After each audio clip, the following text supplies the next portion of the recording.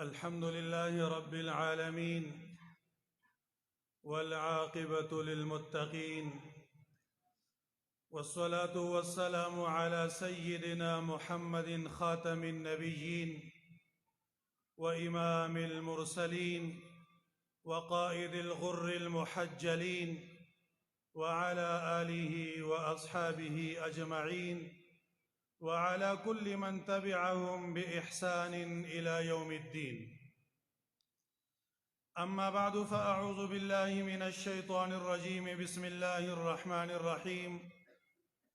لقد كان لكم في رسول الله أسوة حسنة لمن كان يرجو الله واليوم الآخر وذكر الله كثيرا. وقال النبي صلى الله تعالى عليه وسلم: لا يؤمن أحدكم حتى أكون أحب إليه من والده وولده والناس أجمعين. صدق الله مولانا العظيم، وصدق رسوله النبي الأمي الكريم، ونحن على ذلك من الشاهدين والشاكرين، والحمد لله رب العالمين. زما انتهائی واجب الاحترام، قابل عزت، قابل قدر حضرات علماء کرام او زمنګ د دې علاقې مشرانو، کشرانو او ځوانانو او د بهر نه راتلونکو ملمنو، السلام علیکم ورحمت الله وبرکاتہ. عزیزانو محترمو، انسان د دنیا ته د راتللو نه وروستو بنیادی مقصد د انسان دا دی چې د انسان په زندګۍ کې د جناب محمد عربي صلی الله تعالی علیه وسلم طریقې راشي، او چې د کوم انسان په زندګۍ کې د جناب محمد عربي صلی الله تعالی علیه وسلم مبارک طریقې راشي، د سنت نور پکې راشي، نو دا انسان کامیاب دی، کامران دی. او چې د کوم سړي زندگی د سنتو د نور نه خالی ده، دی په دې جهان کې هم ناکام او په هغه جهان کې هم نامراد او ناکام دی. زمنګ د دینی مدارسو مقصد هم دغه دی چې د انسان په زندګۍ کې د خوږ پیغمبر جناب محمد عربي صلی الله تعالی علیه وسلم مبارکی طریقې راشي. او زمنګ د دې خانقاګانو بنیادی مقصد هم دغه دی، دلته چې دا تربیتی اقدامات کیږي، د دې بنیادی مقصد هم دغه دی چې د نبی علیه الصلاۃ والسلام سنت او مبارک طریقې زمنګ په زندګو کې راشي. ځکه هر محب خپل د محبوب په ادا باندې سر ورکولو ته تیاری، هر عاشق ته خپل د معشوق هر ادا خوښوي. نو زمنګ محبوب نبی علیه الصلاۃ والسلام هر ادا موږ ته خوښه پکار ده، هر سنت، هر مبارکه طریقه زمنګ په زندګو کې راتلل پکار دي. او نبی علیه الصلاۃ والسلام سره محبت ساتل دا د ایمان جز دی، د ایمان علامت دی، د ایمان حصہ ده. نبی علیه الصلاۃ والسلام فرمای: لا یؤمن احدکم حتى اكون احب الیه من والده وولده والناس اجمعین. یو سړی تر هغې پورې کامل مومن نشي جوړېدی په تاسو کې تر څو پورې چې دته زه د ده د اولاد نه، د ده د مور او پلار نه، د تمام کائنات نه زه ورته محبوب نیم ګرځېدلی، تر هغې پورې دی کامل مومن نشي جوړېدی. الله دې موږ ته هغه شانتې عشق او محبت نصیب کړي چې کومو صحابو ته نصیب شوی.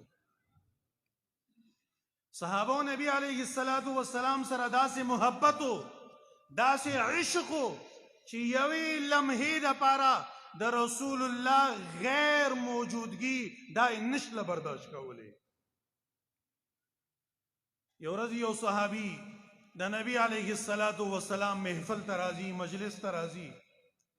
نبی علیه السلام ترېنه پوښتنه کوي، تپوس کوي چې زما صحابي دې ټیم ته ته ولې راغللی؟ یا رسول الله په کور کې ناست وم.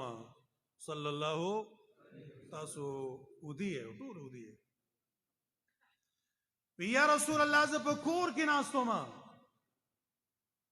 یو فکر را سره راحق شو، پریشانی را ته راپېښه شلله، یو ډونګ سوچ کې پرېوتلم. نبی علیه السلام ورته فرمایي څه سوچ کې پرېوتلې؟ یا رسول الله سوچ را سره دا را پیدا شو چې کله په دنیا کې موږ ستا دیدار ونکو، ستا ملاقات موږ ته نصیب نشي، کله چې یوې لمحې دپاره تاسو د مجلس نه پاسئ، زمونږ د زړه دنیا روانه شي، موږ باندې ساعت نه تیریږي. زه په دې خطره کې یم چې د قیامت پر ورځ ته خو امام الاولیاء، ته امام الانبیاء، د تمام رسولانو سرداري، ستا مقام خو ډیر اوچت دی، ستا مرتبه ډیره بلند و بالا ده، ما ته دا خطره ده، زما په زړه کې دا پریشانی ده.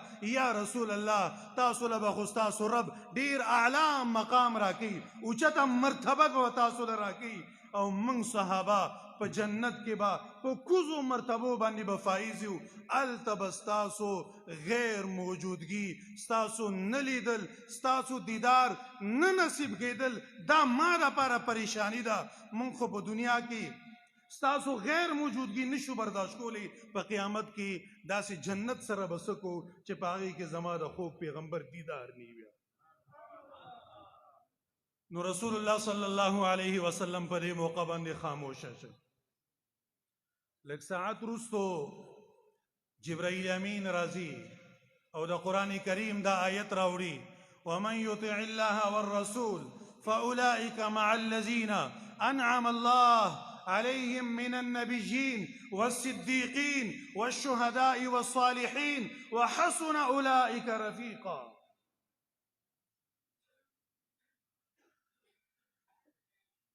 نبی علیہ السلام هغه صحابي لره غواړي او هغه په مخ کې د دې آیت تلاوت کوي. د آیت مفهوم دا دی چې کوم سړی په دنیا کې د الله د رسول اطاعت کوي، فرمانبرداری کوي او د نبی علیه السلام د طریقو مطابق زندگی تیری، د قیامت پر ورځ به الله د حشر انبیاء کرامو سره، صدیقینو سره، شهداو سره او صالحینو سره به د حشر کوي. وحسن اولئک رفیقا، او دا بهترین ملګری دي ملګرتیا دپاره. نو صحابي چې دا آیت واورېده خوشحاله شو او د خوشحالۍ انتهای نه وه. یا رسول الله په دنیا کې خو موږ ستا غلامان یو او ستا د طریقو مطابق زندگی تیرو او ستا د سنتو مطابق چې کوم دغه زندگی تیرو. اوس مې زړه خوشحاله شو چې د قیامت پر ورځ به الله زموږ حشر چې کوم دی هغه به تاسو سره کوي. عزیزانو محترمو، داسې عشق و داسې محبت و صحابه جناب محمد عربي صلی الله تعالی علیه وسلم سره. یو انصاری صحابیه ده او د هغې خاوند، د هغې زوی، د هغې رور او د هغې بچی دا په غزوه احد کې جناب محمد رسول الله صلی الله علیه وسلم سره په جهاد کې شریکو. په غزوه احد کې مسلمانانو ته عارضی شکست ملاو شو او د دې شکست خبره اطلاع کله چې مدینه منورې ته ورسېدله چې د جناب محمد عربي صلی الله علیه وسلم صحابو ته، مرګرو ته په جنگ احد کې شکست ملاو شو، په مدینه کې هل چل چې کوم دغه خور شو. ماشومان پریشانه، زنانه پریشانه، بوډاګان پریشانه، معذور پریشانه، یو پریشانه عالم دی، بیچینی خورش لله.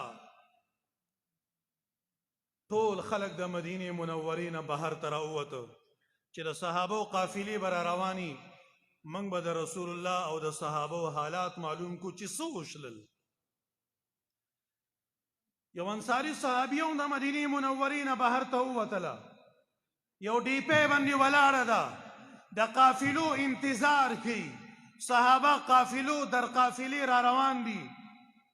دا منډه کی یو قافلې ته رسی او تپوس کی چې اے صحابو، اے د رسول الله مرګرو دوستانو، ما ته دا ووایئ چې زما د خوږ پیغمبر حالت څنګه دی. د مجمع نه ورته آواز راځي، بیبي ستا خاوند په غزوه احد کې شهید شو. دا زنانه وی انا لله و انا الیه راجعون. خو ما ته دا ووایه چې زما د پیغمبر حالت څنګه دی. بل طرف ته ورنه آواز راځي، په غوږ باندې ولا آواز لګي چې بیبي ستا خاوند هم په غزوه احد کې شهید شو. بیبي بیا وی انا لله و انا الیه راجعون. ما ته دا ووایه چې زما د پیغمبر حالت څنګه دی. دریم آواز راځي، بیبي ستا زوی هم په غزوه احد کې شهید شو. لیکن دادا غر پشان صبر سره استقامت سره جذبی سره ولاړه ده. وی ما ته نه د خاوند پروا شته دی، نه د زوی پروا شته دی، نه د رور پروا شته دی، نه د پلار پروا شته دی. صحابو ما ته دا ووایه چې کومو دپاره زه ژوندی یم، کوم پیغمبر دپاره زه ژوندی یم، ما ته د هغه پیغمبر حالت بیان کوي چې هغه څنګه دی. صحابه ورته وایي هغه پیغمبر علیه الصلاة والسلام زخمی دی، معمولی زخمیونه راغلی دی، لیکن خدای بهترین حالت کې دی او په دې وروستو قافله کې را روان دی. دا زنانه منډه باندې ځي، هغه قافلې ته ځان رسي او کله چې په رسول الله باندې نظر پریوزي فوراً نبی علیه الصلاة والسلام خدمت ته حاضریږي. یو کتاب کې لیکي، یو حدیث کې راځي چې د رسول الله د کمیس لمن یې داسې ونیوله.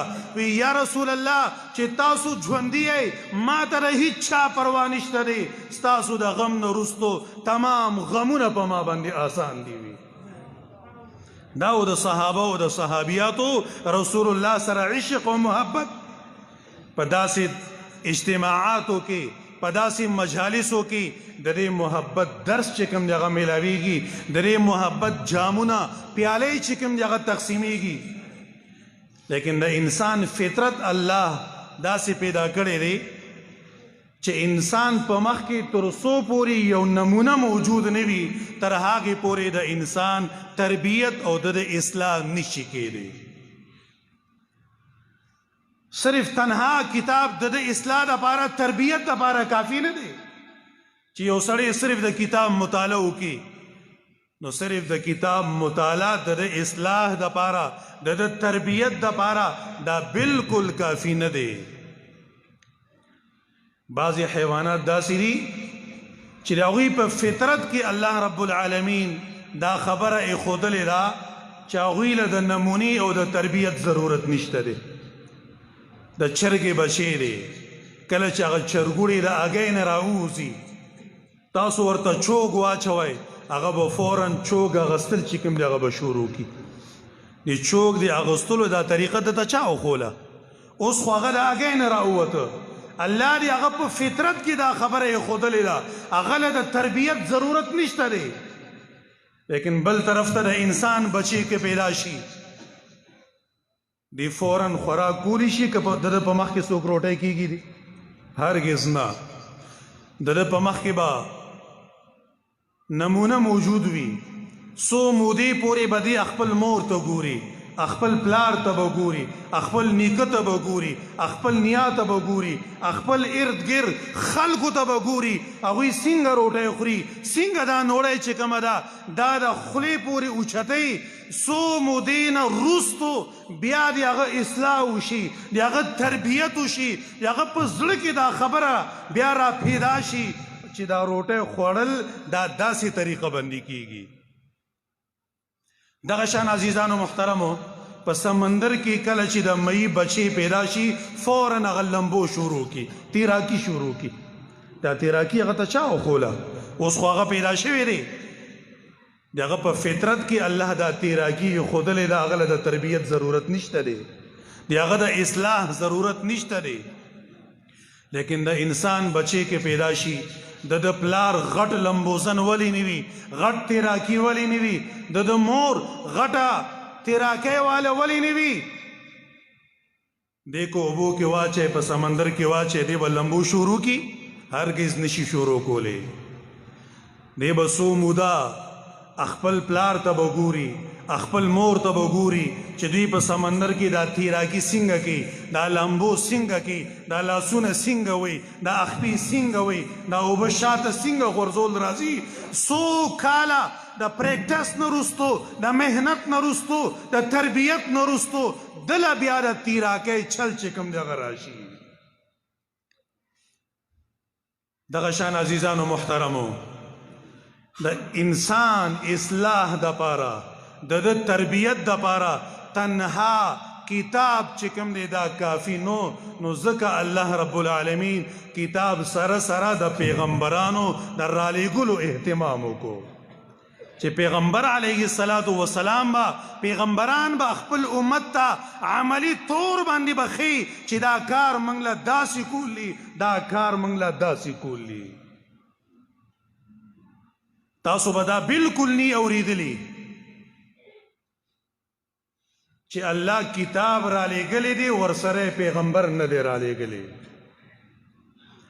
داسې ډیر مثالونه موجود دي چې پیغمبر راغلی دی کتاب ورسره الله نه دی را لګلې زوړ شریعت ورته حواله کړی دی د مخکنی پیغمبر طریقې ورته حواله کړی دي لیکن داسې به تاسو هرگز نه وي اورېدلي چې الله پیغمبر کتاب را لګلی وي ورسره پیغمبر نه را لګلی ځکه چې الله ته پته ده معلومه ده چې د انسان اصلاح د پاره د تربیت د پاره تنی تنها یوازې کتاب کافی نه دی بلکې پیغمبر ماهر مربی د معلم ضرورت دی ځکه الله کتاب سره سره پیغمبر چې کوم دی هغه هم دنیا ته رالیږلی دی او څومره بهترین انداز سره الله دا مضمون په قرآن کې بیان کړی دی لقد جاءکم من الله نور و کتاب مبین الله وی ما دو شیزونه را لېږلي دي یو مې کتاب را لېږلی دی اوس سړي سره کتاب هی او دې تر نه فایده اوچتول هم غواړي لیکن تیاره ده ګوپ تیاره ده دته کتاب اوراق نه ښکاري د کتاب لیکایي د په نظر باندې نه راځي دې به د هغه کتاب نه فایده اوچته کی د په زړه کې خو خواهش ترې چې زه دې کتاب نه فایده اوچته کم ما ته څه فایده ورسي لیکن د تیاري په وجه باندې د هغه کتاب نه مکمل فایده دې نشي اوچتولی دې کې د کتاب نقصان دی دې کې د کتاب هیڅ نقصان نشته دی بلکې تیاره ده د تیاري په وجه باندې دې فایده نشي اوچتولی نو الله رب العالمین رڼا ورسره اهتمام وکړو کتاب هم راولېږه قرآن مجید او دې کتاب سره سره ماحول هم برابر که پیغمبر ورسره هم راولېږه د رڼا اهتمام هم وکړو رڼا څه شیز دی د رسول الله تعلیمات دي د رسول الله تفسیر دی د رسول الله تشریحات دي د رسول الله مبارکی زندگی اعمال دي دا موږ دپاره نمونې دي عزیزان و محترم و مختصر دا علماء اکرام کثیر تعداد کی موجود دی او من سره د دې خبرې احساس دی زه ستاسو په خدمت کې دا خبره کول غواړم چې د مور په جولای کې یو سړی که دا غواړي چې زما به تربیت وشي زما به اصلاح وشي نو دا نشي کېدی مدرسه دا انسان ته دین ښیي مدرسه دا انسان ته دین ښیي تبلیغ دا دین خوری جهاد دا دین نافذ کی دین لا بلندی ور کی سیاست دین لا نافذ کی او دی خانقاہ کی دی باطن اصلاح کیگی دا زړه چې کوم دی دا منور کی نو دی خانقاہ ضرورت ډیر زیات دی حکیم الامت مجدد الملت حضرت مولانا اشرف علی تھانوی رحمت اللہ تعالی علیہ لکی چی ایمان راوڑل فرض عین دی. سوئی ایمان راوڑل فرض عین دی، بیا د ایمان حفاظت دا هم فرض عین دی. او دی سره سره فرمای چې د ایمان د حفاظت چې کومې لارې دي هغه لارې اختیارول دا هم فرض عین دي. د ایمان حفاظت په خانقاه کې کیږي چې خپل مربی، خپل معلم، خپل شیخ، خپل د پیر په مخ کې خپل انفرادي حالات به بیانوي، هغه به ستا علاج کوي، ستا اصلاح به کوي، ستا د ایمان حفاظت به کوي. او د دې یوه فایده علماو دا لیکلې ده چې کله یو سړی یو سلسله کې داخل شي، بیعت وکړي، د یو پیر په لاس کې خپل لاس چې کوم دی هغه کېږي دي، د دې یوه فایده علماو دا لیکلې ده چې د مرګ په وخت کې به دته ایمان چې کوم دی دا به نصیب کېږي. د مرګ په وخت کې به ورته ایمان نصیب کېږي. امام رازي رحمه الله نوم به تاسو اورېدلی وي، د زمانې لوی امام و. کله چې د ظاهري علوم حاصل کړل، علوم عقلیه، علوم نقلیه، کله چې دا علوم حاصل کړل، د دې علوم حاصلولو دپاره لوی لوی سفر یې کړی وي.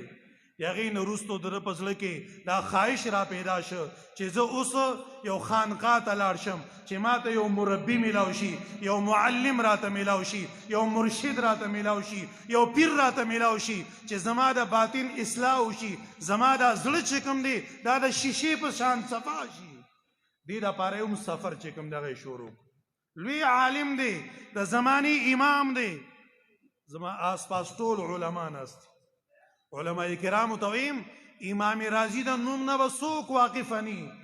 فخر الدین امام رازي رحمت الله تعالی علیه د زمانې امام دی، مدرسه کې علوم حاصل کړل، شیوخونه علوم حاصل کړل، د هغې نه وروستو مربي دپاره، شیخ دپاره، پیر دپاره، خپل اصلاح دپاره سفر کول غواړي.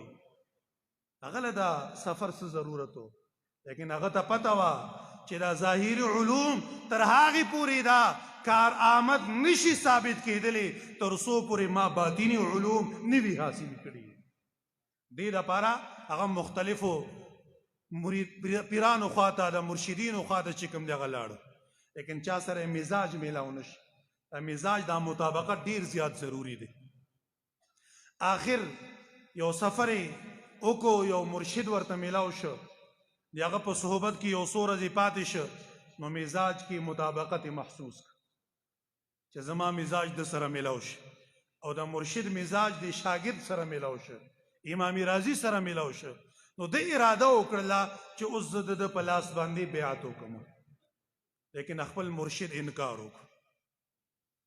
هغه ورته زه بیعت نه کوم. هغوی دا د زړه جذبه کتله، تړه پې کته چې دی د زړه نه دا بیعت کوي او که نه سرسري ویل غواړي.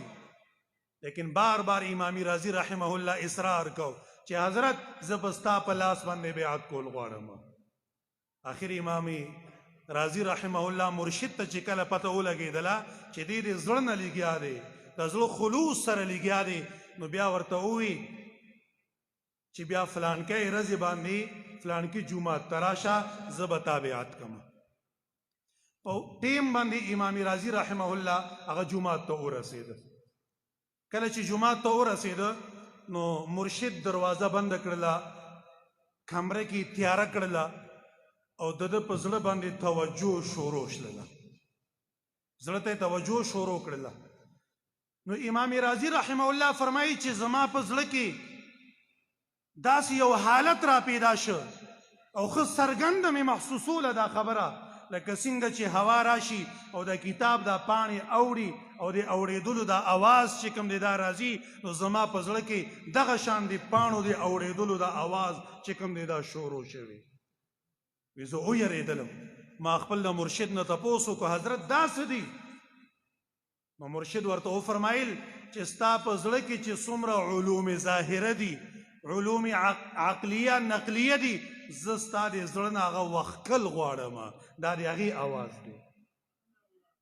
هغه ورته حضرت دا څه کوي؟ ما خو نیمه زندگی د دې علومو حاصلولو دپاره مختلفې سفرې کړي دي، مختلف تکلیفونه مې برداشت کړي دي، او ته په ملت کې آنن فانن زما ټولې د زندګۍ مهنت ضایع کوي، زما ټول علوم د زړه نه وباسي، زه خو دې ته تیار نه یم. حضرت ورته وایي نه، دا به تا دپاره مفید دي، زه دا ټول علوم ستا د زړه نه وباسم، بالکل کوره به نه پاتې کېږي، لیکن بیا دپاره دا شرط دی چې زه به دا ظاهري علوم ستا د زړه نه وباسم، بیا به هله باطني علوم ستا په زړه کې داخل وم. هغه وایي حضرت زه دې ته تیار نه یم. مرشد صاحب ورته وایي نه وکړه بیعت؟ وایي نه حضرت زه دې خبرې ته تیار نه یم. ما ټوله زندگی دی علومو دپاره صرف کړله، خرج کړله، او ته په یو میلټ کې اوس هغه ټول علوم زما د زړه نه وباسي، نو زه دې دپاره قطعا تیار نه یم. بیعت به نه کوم، لیکن دې خبرې ته تیار نه یم چې زما د زړه نه هغه ظاهري علوم چې کوم دي هغه فنا شي. مرشد صاحب ډېر زور لګي وکړه دا بیعت، وی نه کوم. وی نه کوي؟ وی مه کوه، خو یوه خبره واوره، اوس خو ته زما خواته راغلی، یو ربط یو تعلق قایم شوی دی، زه تا ته دغه درخواست کوم دغه تعلق ختموم. بیعت کېږم؟ اړونو زما په لاس باندې بیعت مه کوه، خو دا تعلق چې کوم ما سره ستا قایم شوی دی، دا تعلق دا رابطه کټ کوم. امام رازي ورسره وعده وکړله چې زه به تا تعلق قطعا چې کوم دی په زندګۍ کې چرته به نه ختموم. امام رازي میدان ته ځي، خپل د علومو وسپنه چې کوم دغه مناوي او دومره مشهور شو چې پوره په دنیا کې د امام رازي د علومو چرچې شروع شلې. په هغې زمانه کې دهریانو او دهریانو د الله د وجود انکار کو چې د دنیا نظام دا اټومیټک چلیږي، د دې څوک چلولو والا نشته دی، دا شپې دا ورځې دا تلل راتلل دا اختلاف دا اټومیټک وي، د دې دنیا نظام چلولو والا څوک نشته دی، دا اټومیټک دا نظام چلیږي.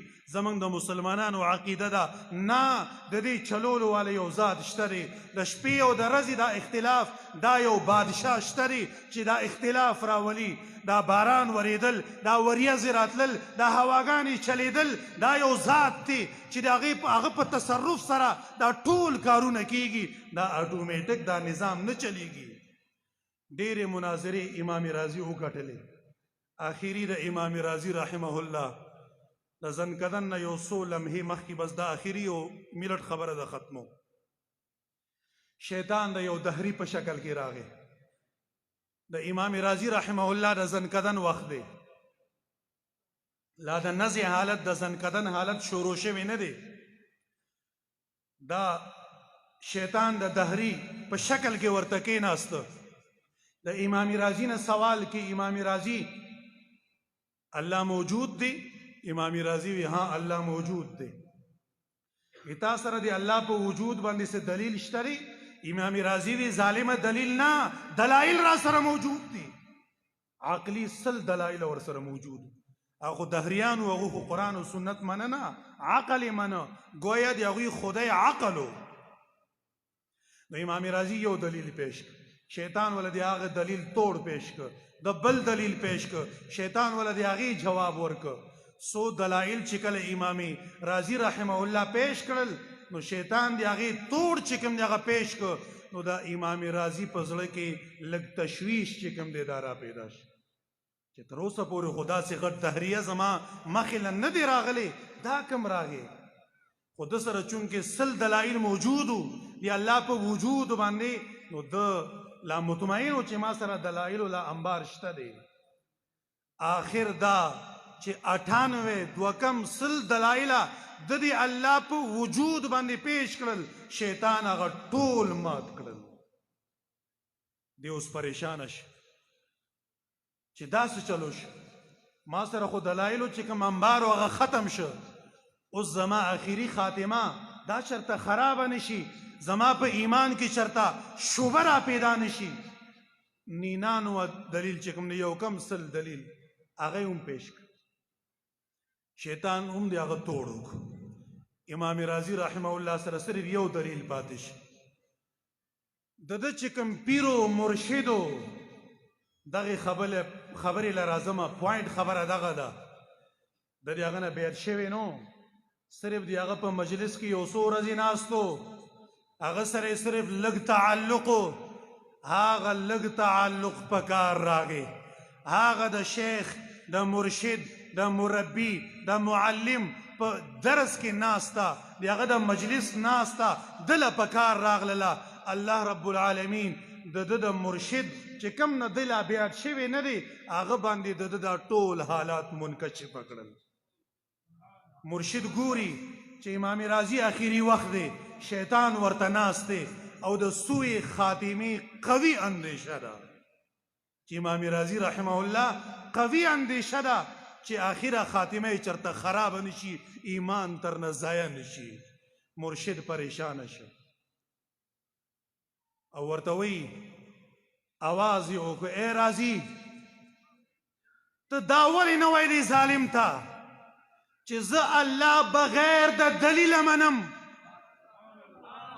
زه الله بغیر د دلیل منم دا خبره ورته ولې نه کوي الله دا आवाज امام رازی غوږونو ته ورسو امام رازی رحمه الله غبراو د ایمان دا ضایع کېدلو خطره وه سوء خاتمه قوي اندیشه ورته وه شیطان ورته په سر باندې ناست دی لیکن د شیخ دا आवाज ورته الله رسی چې زه الله بغیر د دلیل منم کله چې د امام رازی په غوږ باندې دا आवाज ولګید امام رازی د غبراهټ په عالم کې دهریه شیطان ته وی ظالمه زه الله بغیر د دلیل منم وی ما نه اوس د دلیل مطالبه مکوه زه خپل رب بغیر د دلیل نه منم او بیا د نزع حالت شروع شو ایمان ورته نصیب شو نو عزیزانو محترمو دې سلسلو کې چې څوک داخل شي نو حاجی مهاجر امداد الله مهاجر مکی رحمت الله تعالی علیه لیکي حضرت تھانوی رحمه الله لیکي چې داغه خاتمه په ایمان باندې نصیب کیږي الله دې زمون خاتمه په ایمان باندې نصیب کی واخر دعوانا ان الحمد لله رب العالمين